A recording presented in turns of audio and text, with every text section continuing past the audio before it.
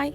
Би та бүхэндээ хотын жимэнээс хол нам гүн орчинд гэр бүлээр амьдрахад маш тохиромжтой цэвэр агаарт байдаг ийм гоё single house-ыг танилцуулахаар ирсэн байна. Энд ингээд зочны өрөө байна. Ингээд дээшээ 6 м өнөр таацтай. Ийм гоё том цэлгэр цонхтой юм ээ.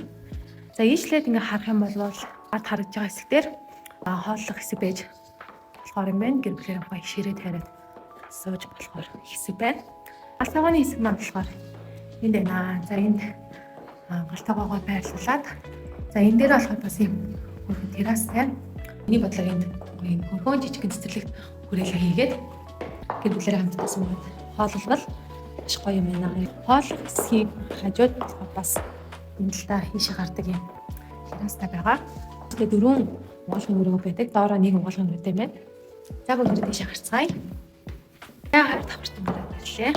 Хоёр давхарт гарч ирээд ийшээ гарах юм бол нэг мастер тамдлын өрөө харагдаж байна.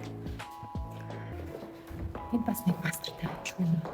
Энэ бол ингээд нэлээд том мандлагын өрөө байна. Тэгээд ийшээ ингээд шилтэй. Зочны өрөөгөө шууд ингээд харсан. Шилэн цогтой. За ингэнгүүтээ энэ дээрээс бас ингээд зочны өрөөгөө шууд харж болохоор. Тэгээд болохоор дахиад нэг мастер тамдлын өрөө байна. За энэ хоёр давхарт нь ер нь бол 3 мастер тамдлын өрөө байгаа. За тэгээд тийшээ 3 давхарт руу гарах юм бол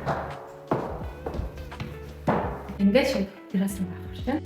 За яг одоо миний ард талд хэмрийн овоо харагдаж байна. За ийштэй зүүн талд нь зэвсгийн эрэгт лаван бадамж оноо бурхны хөшөө болон цэцэрлэг төрөлөн баригдахад төлөвлөгдсөн байгаа мэлээ. Би нэг давхартаа нараад ирлээ. Би нэг давхартаа болохоор 2 entertainment үүрэгтэй байна. За ийм дуудас гарлагч хаантай. За нөгөө entertainment үүрэг болохоор энэ өрөөнөөс жоохон том. За ийшлээд 3 машин орсон гаражтай. Ингээд автомат байна.